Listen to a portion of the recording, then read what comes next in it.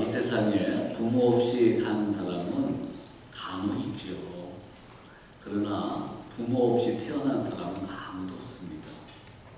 부모님이 우리를 태어나게 하셨는데 그 자체가 감사요, 기쁨이에요. 그리고 은혜라는 사실이에요. 어떤 사람이 이런 말을 했어요. 기독교는 아니지만 이런 말을 했죠. 신의 손길이 못 미치는 곳에 신은 엄마를 보냈다. 여자는 약하지만 엄마는 그 누구보다 강하다. 이런 말들이 있지요. 물론 아버지 다 포함되는 겁니다.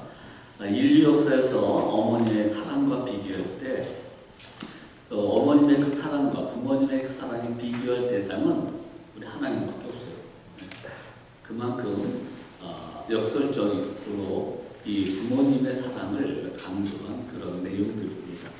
성경에는 부모에 관한 내용들이 여러 가지가 있죠. 십계명을 통해서도 너희 부모를 공경하라 이런 말씀을 비롯해서 여러 말씀들이 있는데 오늘은 좀 독특한 그 사건의 말씀을 가지고 부모님의 사랑은 이런 사랑이다라는 내용으로 좀 전달해 드리도록 하겠습니다.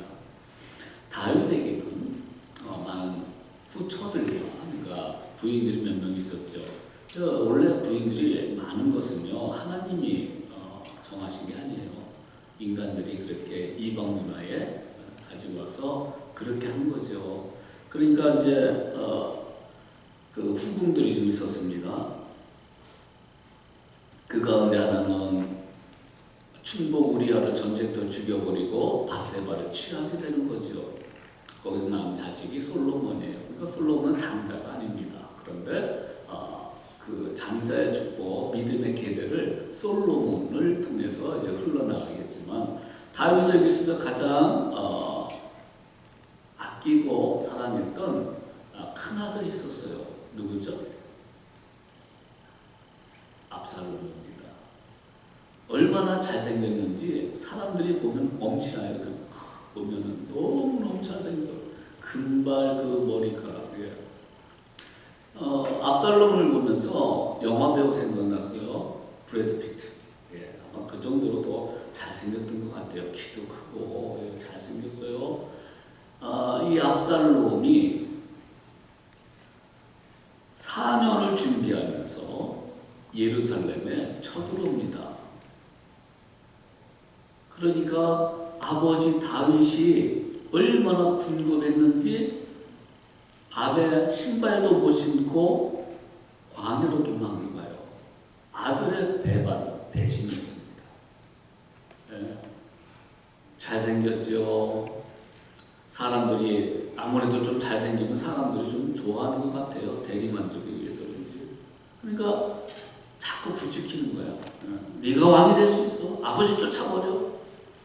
이렇게 해가지고 압살롬이 반란을 일으키게 된 겁니다. 보통 반란이 일어나는 것은 한 달 걸러서 일어나기도 하고 여러 가지 있는데 그냥 아주 갑자기 확 일어나니까 준비도 못하고 예상도 못하고 그냥 도망가 버리는 거죠. 이 정치라는 게 얼마나 권력인 게 무서운지 부모 형제가 안 보여요. 아버지를 죽이려고 쫓아간 거예요. 마치 헤롯 대왕이 그 악마처럼 모든 그 정권을 위해서 자기 핏줄들을 죽인 것처럼 그런 모습을 압살롬이 행하고 있단 말이죠. 그래서 이제 다윗 왕이 어느 정도 이제 도망친 후에 수습을 좀 하게 됩니다. 이제 사람들 좀 모이게 되었지요. 근데 결국은 압살롬의 죽임을 당하면서 3일 전에 이제 끝나게 되는데 어떻게 죽습니까? 다윗이 그 충신들이 몇 명 있었어요. 그 가운데 하나가 요압이라는 장군입니다. 삼국지의 조자룡처럼 아주 충성되고 용맹했던 장수예요. 그런데 우리 아비새를 비롯해서 몇 명의 장군들에게 분명히 다윗이 심신당부를 합니다. 절대로 압살롬을 죽이지 마라.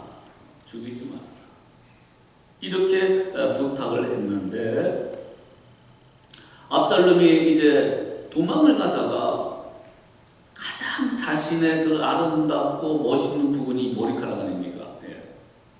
그 머리카락에 길을 있단 말이에요. 금발이란 말이에요. 근데 도망가다가 상술이 나오면 다 걸려버렸어요. 그리고 나귀로 팍 빠져서 도망가 버렸어요. 그러니까 대롱대롱 매달려가지고 죽는 시간만 기다리는 그런 때가 되어버렸습니다. 그때의 요압이 창을 3개를 가지고 가서 압살롬의 심장을 찔러버려요. 죽여버립니다. 그리고 왕에게 와서 아히마이스도 있고요, 아비새도 있는데 왕에게 가서 왕이여 기뻐하소서, 반란자를 대적자를 죽였나이다, 이렇게 하게 됩니다.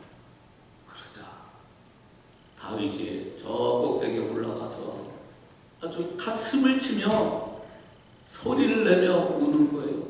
내 아들 압살롬아, 내 아들 압살롬아, 내 아들 압살롬아, 차라리 내가 죽었으면 좋았을 텐데 이게 어찌 된 일이냐. 저는 여기서 부모님의 사랑을 보게 됩니다. 사람들은 그 마음을 알지 못해요. 그러나 부모님의 사랑은 어떤 사랑입니까? 사랑할 가치조차 없는 자식조차 사랑하는 것이 부모의 사랑이에요. 다른 사람 다 버리고 외면하고 죽이고자 하지만 부모는 그렇지 않아요. 아무리 죄를 지었어도 자식을 향한 그 사랑은 조건이 없는 무조건적 아가페의 사랑입니다. 이걸 통해서 하나님이 우리를 얼마나 사랑하신가를 우리가 볼 수가 있어요. 사랑할 일도 가치가 없어요. 아버지를 죽이려고 하는 건 뭡니까? 이렇게 지금 제가 말하는 것도 부끄러운데, 자, 다윗에는 후궁들이 있다 그랬어요. 후처들이 있었어요. 그 10명의 또 후처들을 백주 대낮에 백성들이 다 할 수 있도록 범하게 됩니다. 이 얼마나 부끄러운 일입니까? 배반당하는 것도 부끄럽고 수치인데 자신의 후처들을 저렇게 압살롬이 백주되면서 사람들이 다 알게끔 그렇게 행했으니 이런 후한무치한 자식이 어디 있습니까? 그래서 저는 여기서 성경이라는 것을 다시 생각해 봤어요. 만약에 여러분들의 패밀리 레코드를, 히스토리를 적는다면 이런 부끄러운 일을 적어야 안 적어요? 아마 절대 안 적을 거예요. 근데 성경은 기록하고 있어요. 왜 그렇습니까? 인간의 죄악이 구원의 역사를 실패하게끔 만들었다는 것을 보여줍니다. 그럼에도 불구하고 하나님의 은혜는 예수 그리스도 통해서 구원시켜 주시고 그를 회복시켜 주시고 다시 이렇게 세워주신 것을 성경은 보여주고 있어요. 그래서 압살롬의 죽음 소식에 대해서 참 가슴 아프게 탄식을 하며 울부짖는 것입니다. 정말 자식이 아무리 사랑할 가치가 없는 그런 자식이라 할지라도 부모는 사랑합니다. 끝까지 남아있습니다.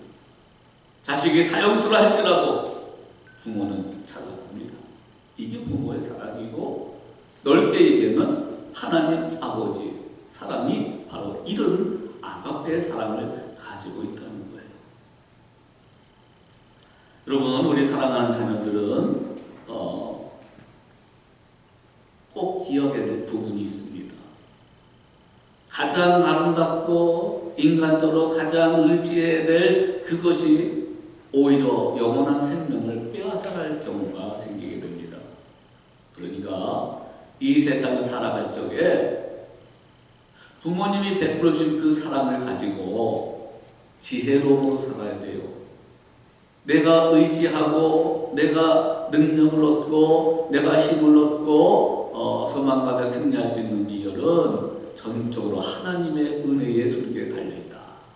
그것을 고백하면서 하나님을 섬기는 데 주저하지 않는 그러한 모습으로 살기를 바랍니다. 다윗이 그렇게 하나님을 찬양하고 예배하며 말씀 가운데 살려고 하는 자인데 이것을 보면은 가정교육에 실패를 했죠. 근데 얼마나 마음의 위로가 되는지 몰라요.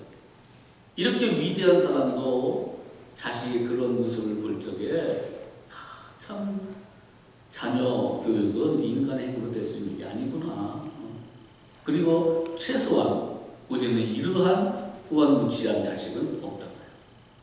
그러니까 좀 힘을 냈으면 좋겠어요. 이런 무조건적인 사랑, 이 부모의 사랑이에요. 두 번째로 부모의 사랑은 자식의 불행에 대해서는 내 탓이요 하면서 자식이 잘한 것에 대해서는 그 자식을 칭찬하며 돌립니다. 압살롬아, 압살롬아, 내 아들 압살롬아, 자기의 가슴을 치고 있는 거예요. 우리가 그렇지 않습니까? 우리 자식이 좋은 대학교에 갔어요. 그럼 사람들이 이야기합니다. 야, 참 공부도 열심히 했고 참 훌륭한 자식이다. 거기다가 부모님을 잘 섬겨요. 예배 생활도 잘해요. 그런 참 멋있는 우리 자녀를 두셨어요. 그러면은 부모님 보통 어떻게 얘기합니까? 아유, 참 그래도 그 녀석이 이렇게 열심히 했네요. 참 감사하게 참 하나님의 은혜고 참 최선을 다했던 것 같아요. 그 자녀의 칭찬을 그대로 그쪽으로 넘겨요. 그런데 자식이 힘들고 어렵고 좀 속을 썩이고 잘못된 방향으로 갔으면 부모는 어떤 생각을 가져요? 이게 내 탓이 아닌가? 내가 온전히 그 하나님의 믿는 본 모습을 제대로 보여주지 못했는가? 아니면 내가 죄를 져가지고 이런 부분에 징계를 받는 것이 아닌가? 아마 그런 생각을 갖는 게 부모의 마음이요 사랑이라는 것입니다.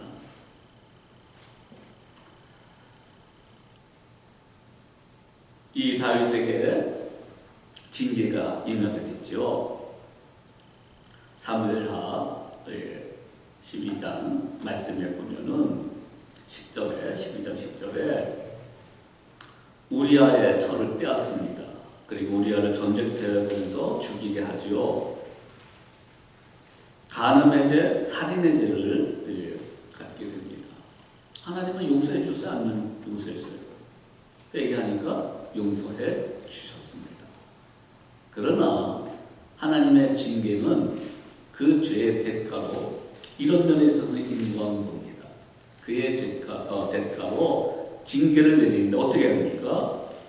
우리아의 철을 빼앗아 내 철을 삼았은즉 칼이 내 집에 영영이 떠나지 아니하리라. 이러한 징계를 줘요. 죄의 대가로. 그것이 나타나는 게 압살롬의 반란이에요. 뿐만 아니라 또 형제간에 있어서 칼로 죽이고 난리칩니다. 누이를 강간하는 그런 형제도 있었고요. 이러한 우환과 징계가 그대로 있게 됩니다. 그러나 다윗은 어떻게 행합니까? 주님, 제가 지은 죄 때문에 이렇게 우리 가정에 임한 줄 압니다. 그런데 우리 말씀을 이렇게 가만히 보면은 전혀 생각하지 못했던 압살롬의 이런 반란이 일어나고 그런 죄악들이 보이게 되는데 그런 가정교육에 있어서 참 미흡하지 않았는가 이런 생각도 가져봐요. 근데 그것을 다 부모는 어떻게 해요? 내 탓이다. 그러니까 우리 사랑하는 자녀들은요, 부모님께 속썩이지 마세요. 안 그럴 수는 없지만 최선을 다해서 부모님 말씀에 순종하고 속썩이지 않도록 해요. 그러면은 내 탓이려 하다 보면 부모님 가슴에 멍을 내게 하는 것입니다. 부모의 사랑은 자신의 탓으로 돌리게 됩니다. 세 번째로 보면은 부모의 사랑은 어떤 사랑입니까? 구원의 길로 인도하는 생명을 주는 그런 사랑입니다. 즉, 우리가 구원받을 수 있는 가장 작은 처소가 가정 아닙니까? 그러니까 그것이 우리의 미션의 장이에요. 하나님 주신 설교예요. 가정은 하나님이 주신 가장 작은 천국의 모습이에요. 그래서 부모의 그 신앙을 통해서 유산을 남기게 되죠. 뭘요? 믿음의 유산. 그래서 예수 그리스도를 알게끔 합니다. 자연스럽게 신앙생활을 하게 되면서 예수님을 나의 구주로 영접하게 되고 생명의 주님을 따르게 됩니다. 구원의 역사가 이루어지는 것입니다. 그래서 우리 사랑하는 부모들은 자녀들에게 이 땅에서 어떤 것을 남겨주는 것, 뭐 유산도 남길 수도 있고 여러 가지가 있겠지만 가장 중요한 것은 따라합시다. 믿음의 유산을 남기자. 시작. 믿음의 유산을 남기자. 이 중요한 겁니다.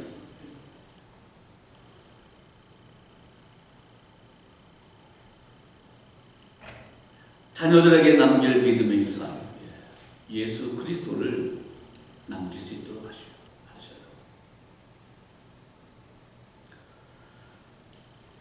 제 아들이 어렸을 적에 제가 그런 질문을 한번 한 적이 있었습니다. 얘가 내가 만약에 사막에 들어갈 수밖에 없는 환경이 된다면 딱 한 가지만 가져가야 돼. 뭐 가져가? 여러분 뭘 가져가겠어요?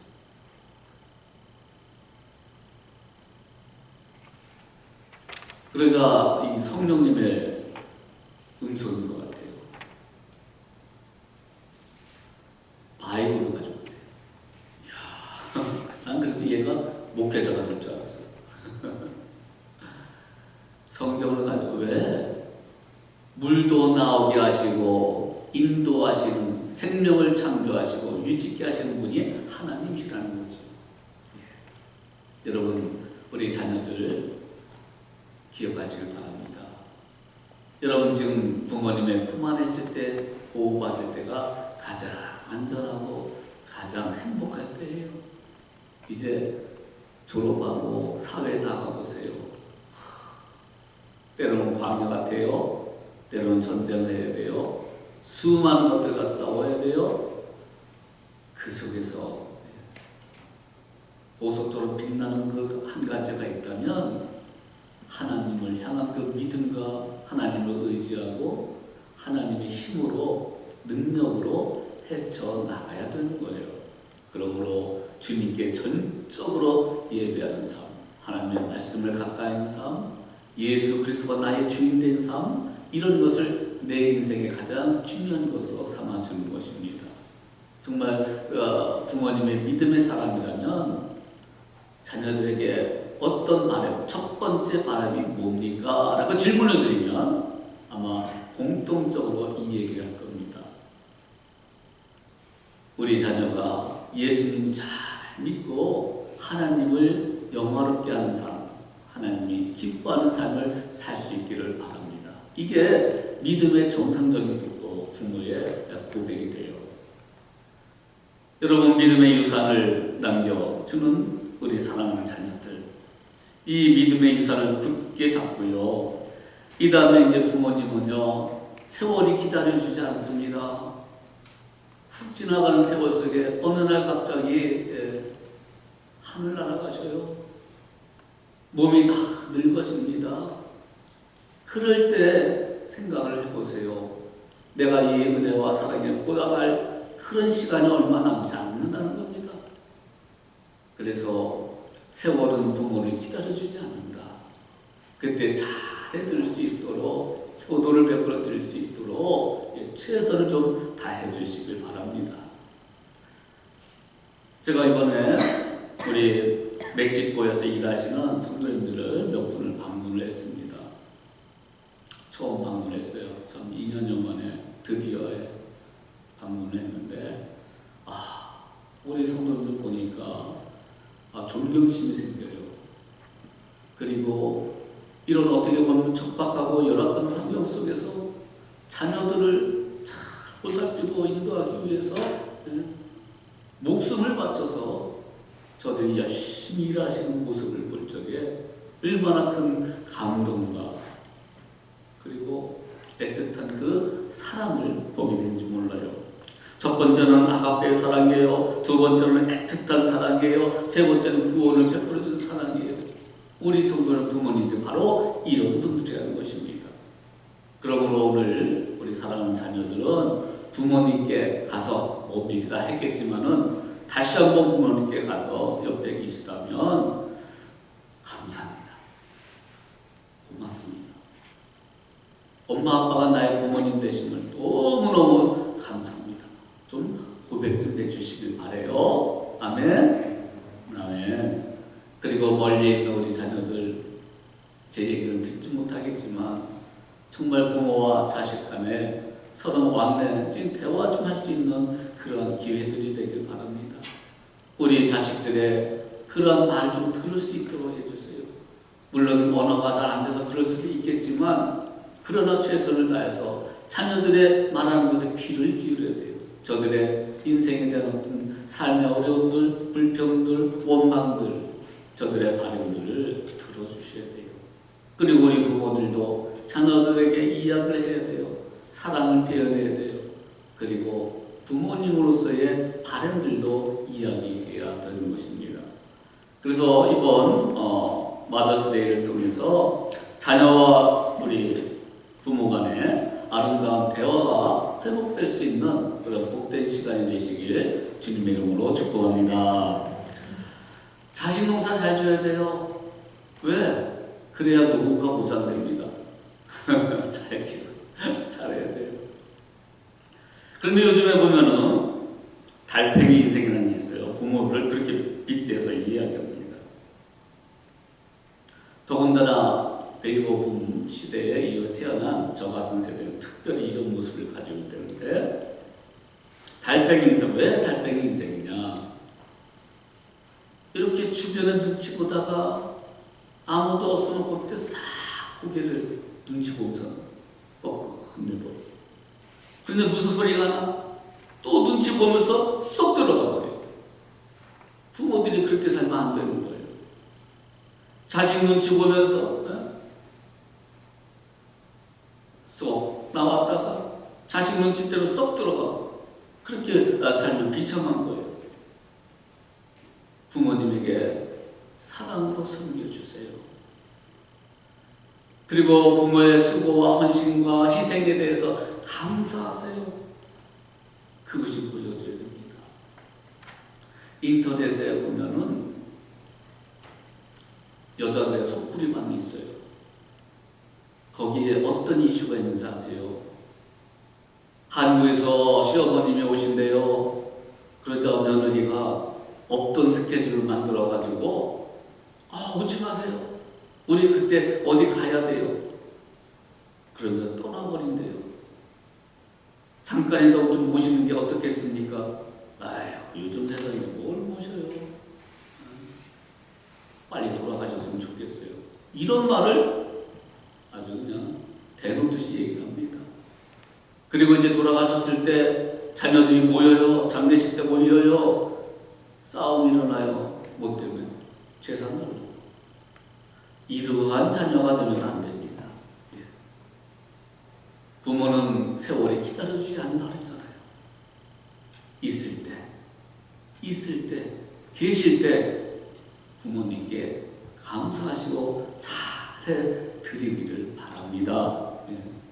이제 부모님들은 우리 사랑하는 자녀들에게 다른 거 물려주는 것보다 가장 중요한 믿음의 유산을 남겨줘서 하나님의 사랑으로 우리 자녀들이 살아갈 수 있도록, 그렇게 잘 자식 농사를 지으면요, 부모님을 절대로 배신하거나 배반하거나 꼰대라고 무시하거나 그러지 않습니다. 정말 효도하는 그러한 자녀로 성장할 것입니다.